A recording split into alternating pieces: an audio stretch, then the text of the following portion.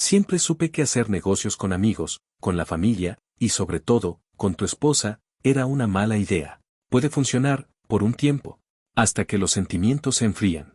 Hasta que la confianza se resquebraja. Hasta que tu pareja empieza a encontrar consuelo en los brazos de otras personas, mientras sigue firmando documentos con tu nombre, como si todo estuviera en orden. Eso fue lo que me pasó a mí. Esta no es una historia que tenía pensado contar. Pero a veces, el silencio protege a las personas equivocadas durante demasiado tiempo. Esta es mi historia. Una historia de traición, de lo que perdí. Y de lo que hice para recuperarlo. Mi nombre es Julián Mercer. Y durante años, todos creían que mi esposa Celia y yo éramos una pareja ejemplar. Una sociedad perfecta tanto en los negocios como en la vida personal. Construimos nuestra firma financiera, Harlow & Went Strategies, desde cero, solo 2 ordenadores portátiles, una mesa plegable y mucho café en oficinas alquiladas. Una década después, teníamos más de 20 empleados, clientes en 3 estados y una reputación impecable en Charleston. La prensa nos llamaba la pareja que sabía multiplicar tanto los números como los sueños. Fotos nuestras aparecían en revistas de negocios, sonriendo en galas benéficas, hablando en paneles como si lo tuviéramos todo resuelto. Y por fuera, parecía cierto. Celia era el rostro público. Carismática. Segura. El tipo de persona que entra a una sala y de inmediato capta la atención sin necesidad de hablar. Yo era más reservado. Me encargaba de la parte estructural, las finanzas, los contratos, las proyecciones. Ella brillaba, yo sostenía. Éramos un buen equipo. Al menos, eso pensé durante mucho tiempo. Pero las fachadas no duran para siempre. Las grietas aparecen. Y cuando aparecen, lo hacen sin pedir permiso. Todo comenzó con pequeños cambios. Celia ya no reía con mis bromas. No me preguntaba cómo había ido mi día. Empezó a guardar el teléfono como si fuera un secreto. Siempre con ella. Siempre en silencio. Siempre con la pantalla hacia abajo. Luego vinieron las excusas. Reuniones de último momento. Eventos a los que, por algún motivo, no debía acompañarla. Cenas con inversores que no aparecían en ningún calendario oficial. Y ropa que no coincidía con la formalidad de los lugares a los que supuestamente asistía. Al principio me mentí a mí mismo. Pensé que quizás estábamos pasando por una etapa difícil. Que era el precio del crecimiento. Que todo volvería a la normalidad. Pero algo en mí sabía que no era así. Lo peor era que no tenía pruebas. Solo intuición. Y la intuición no vale nada ante un juez. Estábamos legalmente unidos en todo. La empresa, las cuentas, los bienes. Si me adelantaba sin evidencia sólida, ella podría llevarse la mitad de lo que habíamos construido. Pero más allá del dinero, estaba la reputación. Nuestra firma dependía de la estabilidad. En el mundo financiero, la imagen lo es todo. Un divorcio mal manejado podía significar el fin. Así que me callé. Observé. Esperé. Y empecé a ver lo que antes no quería ver. La gente lo notaba. En el trabajo. En los eventos. Incluso entre amigos. Lo entendí con claridad cuando Greg Mullins, un viejo amigo de la universidad, me tomó del brazo durante un almuerzo empresarial y me preguntó en voz baja. ¿Tú y Celia están bien? Respondí con una sonrisa vacía. Solo estamos muy ocupados últimamente. No dijo más. No hizo falta. Esa noche me quedé en mi oficina, en penumbra, con un vaso de whisky en la mano. Pensé en los años invertidos. En las promesas. En la sociedad que creí indestructible. Y luego hice lo que llevaba semanas considerando. Busqué un número que no marcaba desde hacía casi 10 años. Nolan Price. Ex seguridad privada. Ahora se dedicaba a inteligencia corporativa. Discreto. Leal. Sin inclinaciones innecesarias. Ya me había ayudado una vez, cuando tuve problemas durante una fusión delicada. Cuando atendió, no hubo introducciones largas. Necesito a alguien en quien ella confíe, le dije.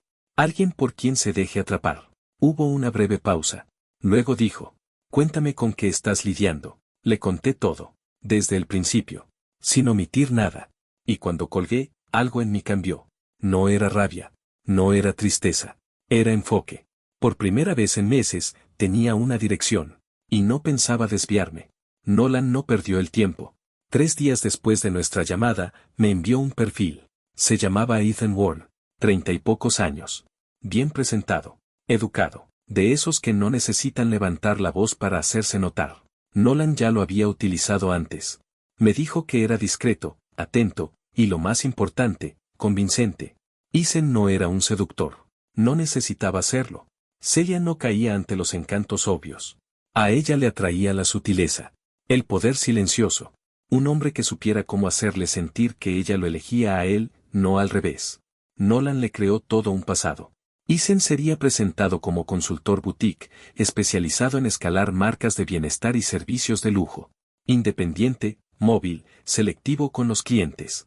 Suficientemente misterioso para intrigar. Suficientemente pulido para parecer real. Lo aprobé. El primer contacto se planeó en una cumbre de bienestar en el centro, un evento al que Celia recientemente se había unido como asesora. Era el entorno perfecto, elegante, superficial, lleno de gente más interesada en verse importante que en escuchar. Justo su tipo de lugar. Isen llegó temprano. Lo ubicaron cerca de un puesto de tés orgánicos, conversando con una representante falsa, como parte del montaje. No miraba a todos lados. No buscaba con la mirada. Simplemente esperaba. Celia entró media hora después de la apertura. Yo no estaba allí, por supuesto, pero leí cada línea del informe que Nolan me envió la mañana siguiente. Ella lo notó de inmediato. Se quedó cerca. Observó. Luego se acercó, preguntando algo sobre los productos. Isen le respondió con amabilidad, pero con distancia.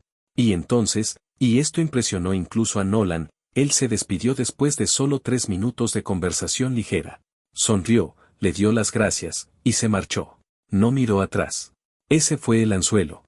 Celia no estaba acostumbrada a eso. La mayoría de los hombres se aferraban demasiado rápido. Isen se alejó justo cuando ella comenzaba a inclinarse. El siguiente informe llegó 5 días después. Esta vez fue una subasta benéfica, formal, pública y llena de gente. Isen casualmente estaba junto a la mesa de vinos. Celia se le acercó. Lo reconoció. Lo dejó claro. Esta vez hablaron más. Sobre arte. Sobre sostenibilidad en negocios. Él elogió su perspectiva, no su apariencia. La hizo reír una vez. Solo una. Y luego se fue otra vez. El patrón se repitió. Cada encuentro fue espaciado con precisión quirúrgica para parecer casual. Un brunch de networking. Una charla empresarial.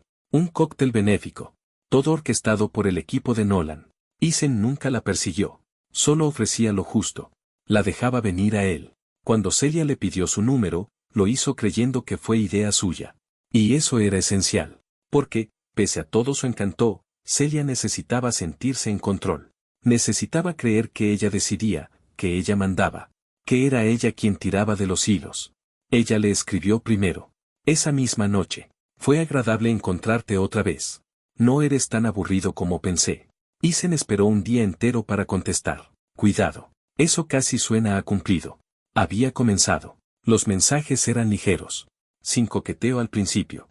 Solo preguntas sobre consultoría, viajes, clientes en la costa oeste, cosas pequeñas. Pero crecieron. Poco a poco. Ella empezó a vestirse distinto. A sonreír más.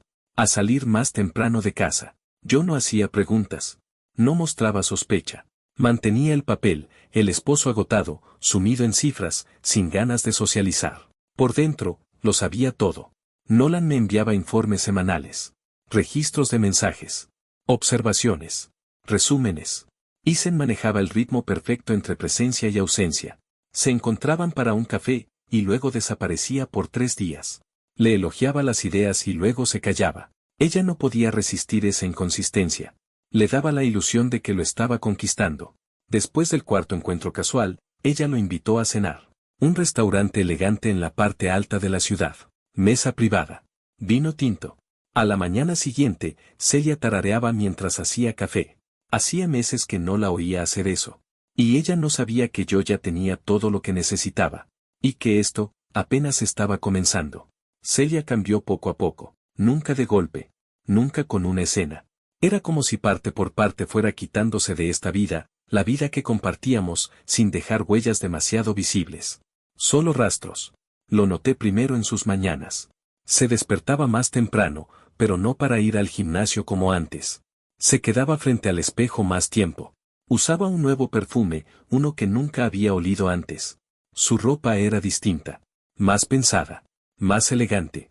Más, cuidadosamente escogida. Y esa energía.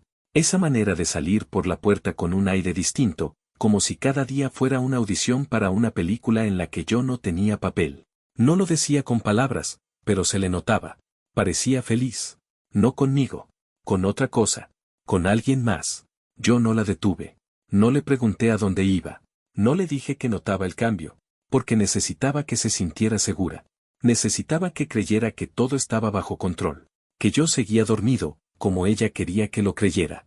Isen y ella seguían viéndose. Al principio, ella lo mencionaba como si no fuera importante. Un nuevo contacto, decía. Un consultor que conocí en el evento de bienestar. Hablaba de él como si apenas recordara su nombre. Yo asentía. Ponía cara de no entender mucho. Cuanto menos hablaba yo, más se confiaba ella. Las reuniones pasaron de eventos públicos a cenas privadas. Luego vinieron los almuerzos en terrazas discretas. Después, los cafés por negocios que se volvían cada vez más frecuentes. Y Isen, como Nolan había prometido, jugaba su papel a la perfección. Nunca la presionó. Nunca dio el primer paso. Dejó que ella guiara todo, desde los mensajes hasta los encuentros, pasando por los pequeños gestos, la mano en el brazo, la risa compartida, el tono de voz más bajo. Ella fue quien dio cada paso. Dejó de preguntarme dónde iba yo por las tardes. Dejó de avisar cuando regresaba. Algunas noches no volvía hasta bien entrada la madrugada. Y cada vez tenía una excusa distinta. Una cena con posibles inversores. Un encuentro de asesores. Un cóctel de última hora. Siempre convincente. Siempre con una sonrisa. Yo, por mi parte, mantenía todo igual. Me levantaba temprano. Atendía las reuniones. Revisaba balances, presupuestos, informes. Saludaba al equipo. Mantenía la rutina. En la oficina, seguíamos siendo la imagen, los Arlo, socios fundadores, marido y mujer, líderes unidos. Pero yo notaba la tensión, las miradas esquivas, las conversaciones que se interrumpían cuando entraba a una sala. Todos sabían algo. Nadie decía nada. Pero yo sí sabía. Yo sabía todo.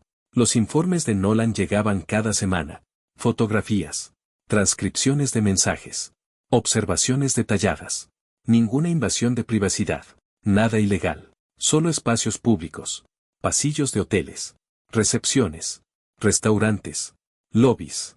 Todo documentado con fechas, horarios, ubicaciones. Recuerdo una foto en particular. Celia estaba sentada frente a Isen en la terraza de un bar. No sabía que la estaban fotografiando. No estaba actuando. No sonreía para impresionar. Solo lo miraba. Y en su cara había algo que hacía mucho no veía. Paz. Una paz que nunca tenía conmigo. Una expresión que no era profesional. Ni social. Era íntima. Ahí fue cuando lo entendí. Ella ya se había ido. No físicamente. No con maletas ni discusiones. Pero emocionalmente, mentalmente. Celia ya vivía otra historia. Y en esa historia, yo no existía. Me había borrado. Y no por odio. Ni siquiera por rabia. Simplemente, porque podía. Y aún así, no sentí rabia. No sentí celos. Lo que sentí fue claridad. Porque yo tenía lo que necesitaba. Y esa diferencia, entre sospechar y saber, lo cambia todo. Ahora todo era cuestión de tiempo. Y de precisión. Lo que venía no sería ruidoso. No habría drama. Ni escándalo. Solo estrategia. Fría. Silenciosa. Definitiva. El retiro fue la prueba final. Celia lo mencionó una semana antes, con ese tono ensayado que usaba cuando quería parecer casual. Este fin de semana hay una reunión privada con algunos inversores del oeste. Solo 2 noches. No es nada emocionante, dijo, mientras doblaba ropa. Yo asentí, como siempre. Como si creyera cada palabra. La vi guardar un vestido que no usaba desde hacía más de un año. Uno que yo recordaba muy bien. Lo colocó cuidadosamente en el bolsillo lateral de su maleta. Ni siquiera me miró al hacerlo. Cuando el coche de servicio llegó esa tarde, se acercó a mí y me besó en la mejilla. Te veo el domingo. Y se fue. No hubo lágrimas. No hubo dudas. Solo seguridad en su andar. Ella pensaba que me tenía controlado. Pero lo que no sabía es que Nolan ya lo había organizado todo. El resort estaba a 2 horas de Charleston. Elegante, discreto, rodeado de naturaleza. Uno de esos lugares donde la privacidad es parte del paquete. Isen llegó primero. Se registró con su nombre falso, como estaba previsto. Celia llegó media hora después. Cuando lo vio en la entrada, sonrió de inmediato. Se tocó el cabello, se acercó, y le tocó el brazo como si ya fueran algo más que conocidos. Todo eso fue documentado, desde una distancia legal, sin invadir espacios privados. La habitación la registró ella misma. Usó su nombre, su tarjeta. Aseguró en recepción que cubriría ambos gastos. Eso era clave. La colocaba a ella como la parte activa, la que invitaba, la que tomaba decisiones. Esa noche cenaron en el restaurante del hotel. Brindaron, rieron. No hubo gestos escandalosos. Nada que pudiera parecer un romance de película. Solo dos adultos compartiendo un momento, con demasiada cercanía. Horas más tarde, ambos entraron juntos a la suite. Solo uno de ellos salió al pasillo durante la noche. Y en la mañana siguiente, desayunaron en la terraza. Celia llevaba gafas de sol grandes y una sonrisa que no intentaba ocultar. Parecía una mujer distinta, ligera, rejuvenecida. Y no tenía idea de que cada paso que daba ya estaba archivado en un dossier con su nombre. El domingo por la noche regresó a casa. ¿Cómo fue el retiro? Le pregunté, sin levantar la vista del ordenador. Productivo, respondió. Luego cambió de tema. Yo no la presioné. No hice comentarios. Solo observé. Durante los días siguientes, fue distinta. Más animada. Más coqueta. Canturreaba en la cocina. Se arreglaba aunque no tuviera reuniones. Usaba perfume entre semana. Y era aún más cuidadosa con su teléfono. No lo dejaba solo nunca. Pero ya no importaba. Porque yo ya tenía todo. Nolan me entregó el dossier en persona. Un portafolio negro, sin marcas. Dentro, fotografías, extractos de mensajes, registros de llamadas, horarios, recibos, capturas. Todo. No había conjeturas. No había dudas. Solo hechos. Ordenados. Cronológicos. Irrefutables. Había mensajes de texto entre ella y Isen. No explícitos, pero sí emocionales. Frases como, contigo me siento como yo misma otra vez. Había olvidado lo que era sentirse deseada. Eso, en un matrimonio legalmente vigente, pesaba. Había recibos del bar del resort, firmados por ella.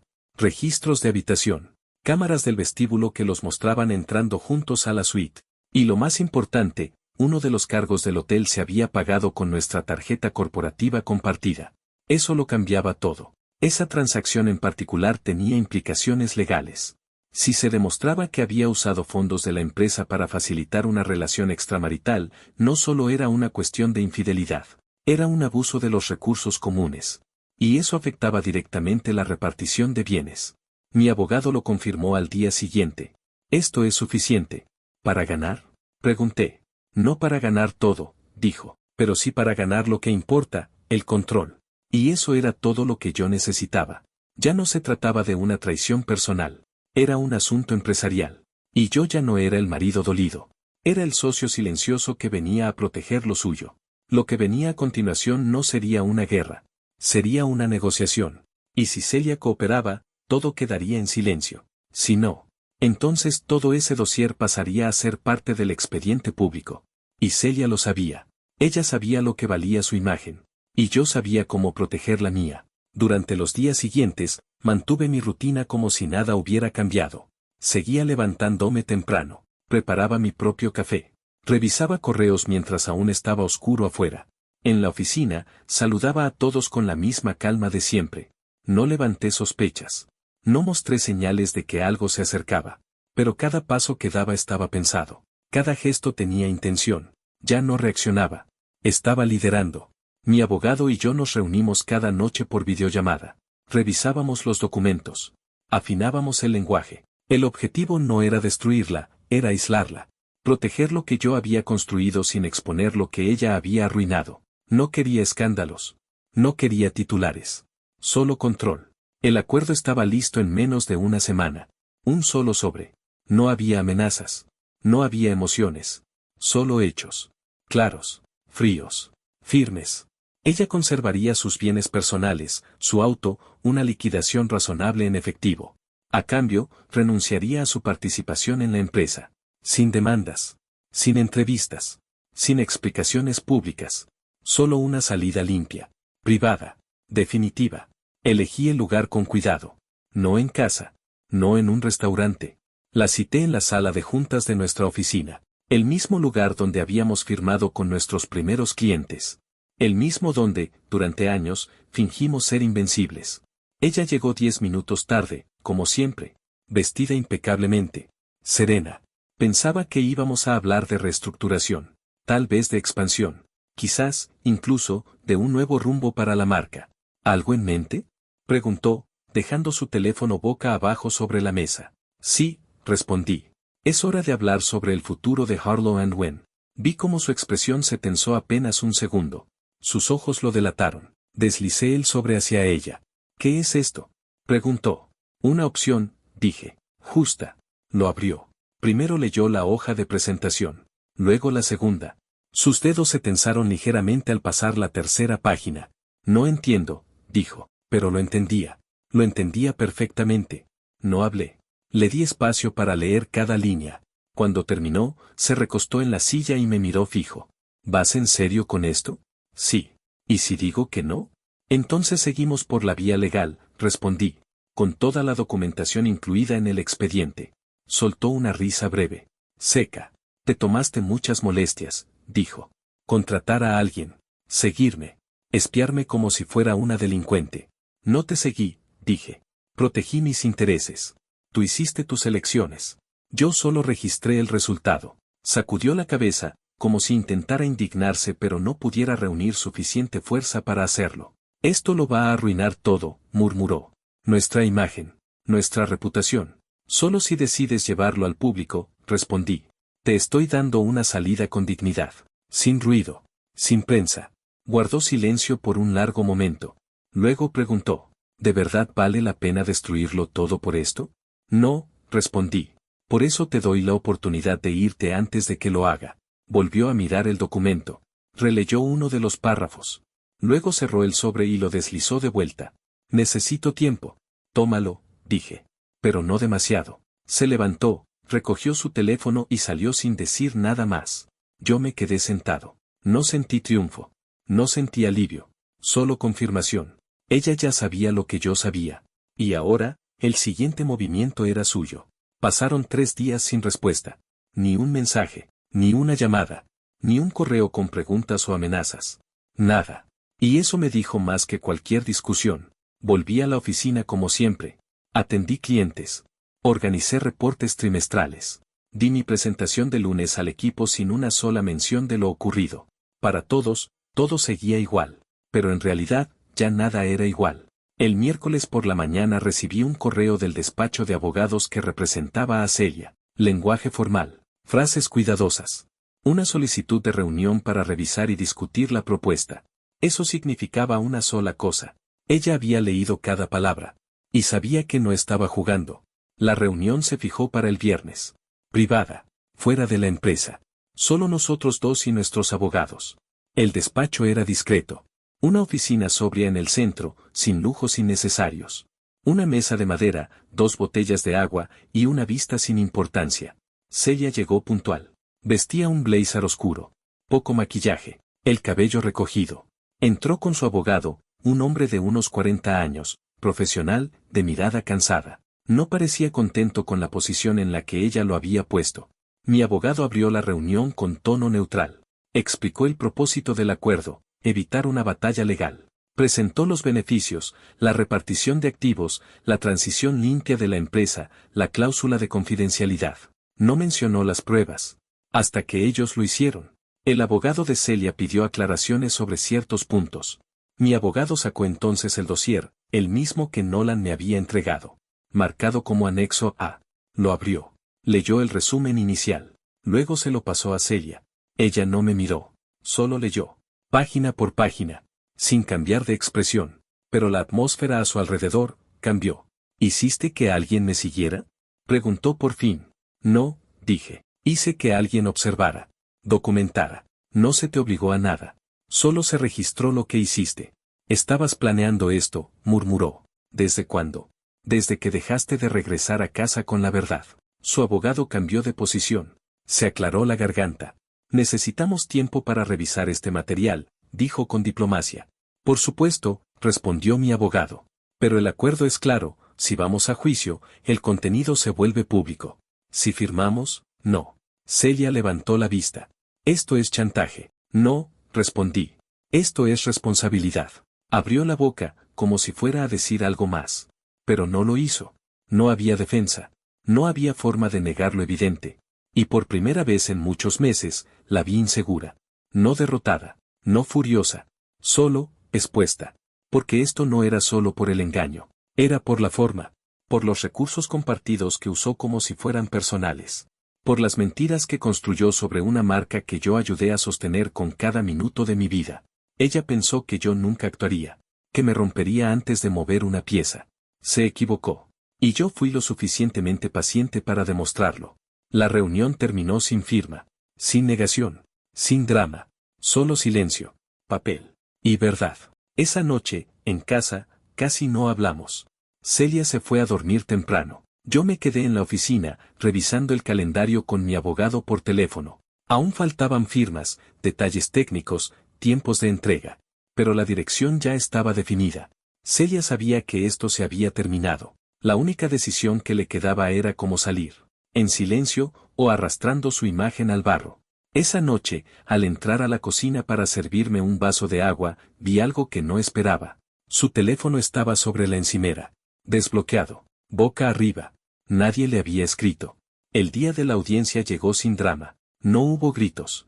No hubo llamadas a medianoche. No hubo lágrimas ni súplicas. Solo una fecha. Una hora.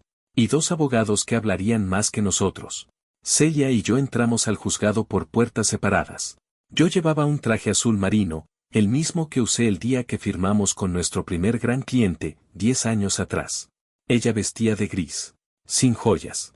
Sin expresión. Su abogado parecía cansado. El mío, preparado.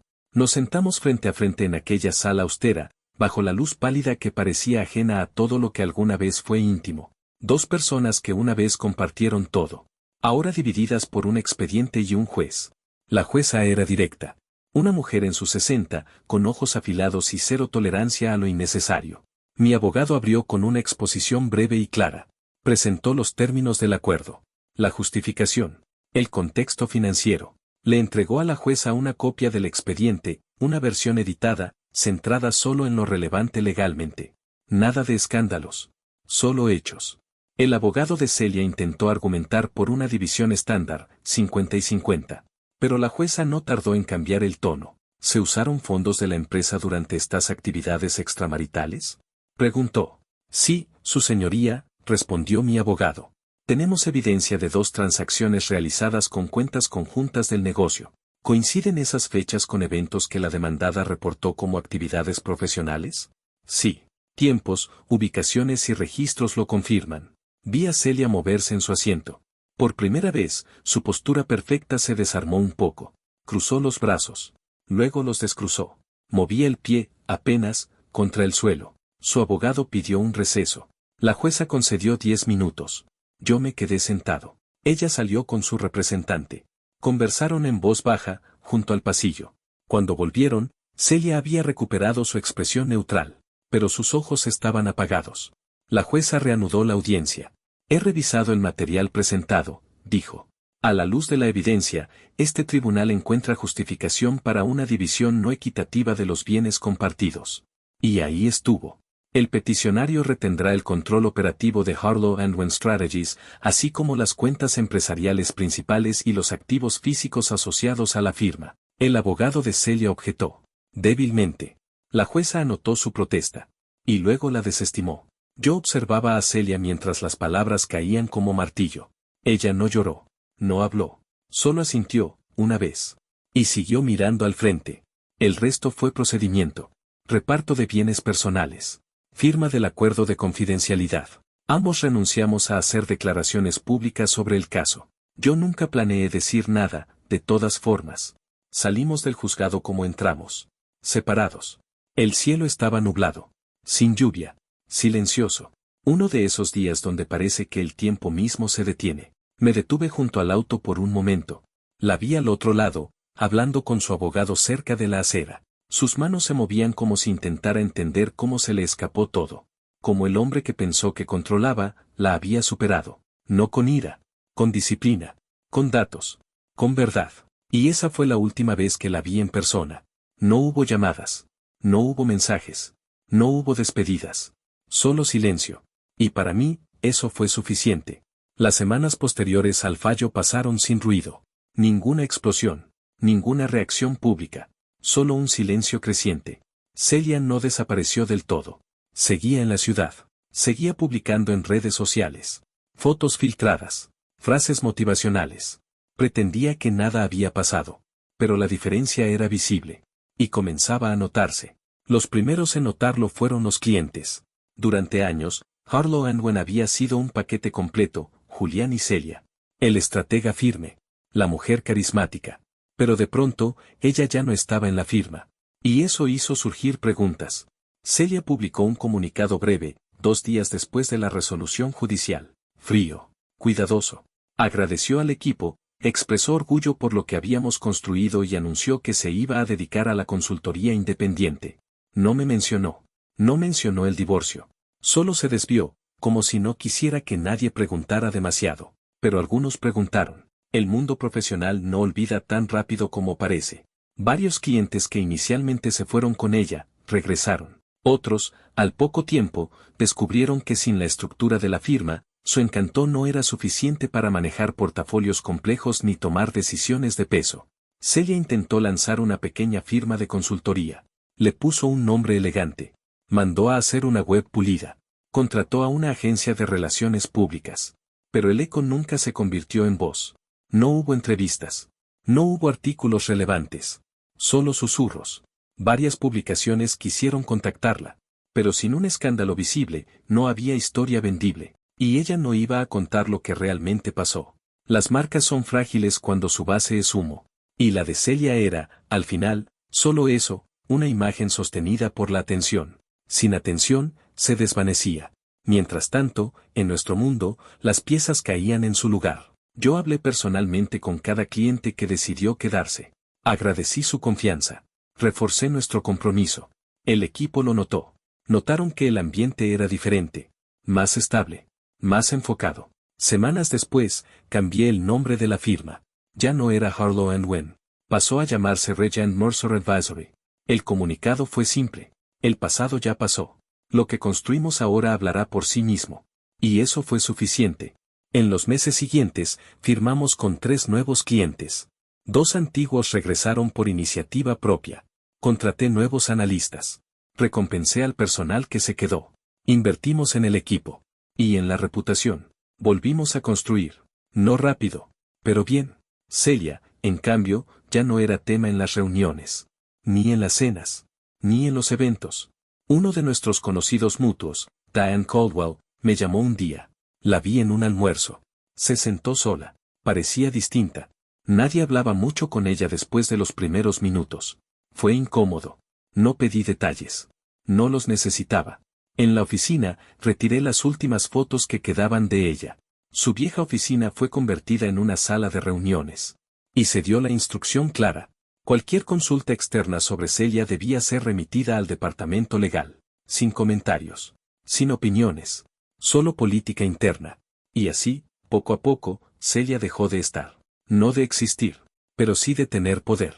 Recibí una carta escrita a mano un mes después. Sin remitente. Reconocí su letra de inmediato. Solo decía unas líneas. Nunca pensé que lo harías. Pensé que sabía cómo terminaría esto. Me equivoqué. Tú ganaste. No respondí. No hacía falta. Porque esto nunca fue una victoria. Fue una corrección. Ella no perdió por lo que hizo. Perdió porque no pensó que yo sabría qué hacer cuando ella ya no fingiera. Y ahora. Nadie miraba. Nadie preguntaba. Nadie recordaba la historia que ella quiso contar. Solo quedaba la verdad. Y un hombre que aprendió a seguir adelante sin ruido. La vida no cambió de un día para otro. No hubo celebración. No hubo brindis. No hubo momento de triunfo.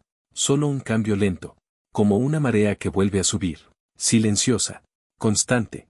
Después de la sentencia, empezó el trabajo real. Me senté con cada jefe de departamento. Hablé con cada cliente que se quedó.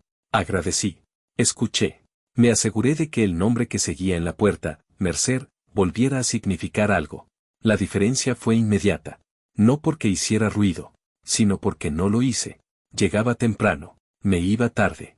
Tomaba decisiones con calma. No hablaba de Celia. Nunca lo hice. Ni con el equipo. Ni en eventos. Ni con viejos conocidos. Cuando me preguntaban por ella, cambiaba de tema. No por rencor. Por enfoque. Cambiar el nombre de la firma fue simbólico. Pero necesario. El pasado debía tener un punto final. Ryan Mercer empezó a aparecer en nuevas licitaciones, en invitaciones, en rankings del sector, no por publicidad, sino por consistencia. Una tarde, mientras caminaba por la oficina, vi al nuevo equipo en acción, gente joven, motivada, firme, y me di cuenta de algo. Estábamos volviendo a empezar, y eso estaba bien. En casa, también cambiaron cosas. Me mudé a un piso más pequeño, más sencillo, sin recuerdos en cada rincón. Compré una cabaña fuera de la ciudad, no para escapar, para respirar. Iba los fines de semana, solo, o con un libro, a veces con una caña de pescar que rara vez usaba. El silencio ya no dolía, se sentía ganado. Recuperé amistades, no por nostalgia, sino porque ahora tenía espacio mental, espacio emocional. Una mañana, tomando café con un viejo amigo, Nathan Back, me hizo una pregunta directa. ¿Te arrepientes de todo esto?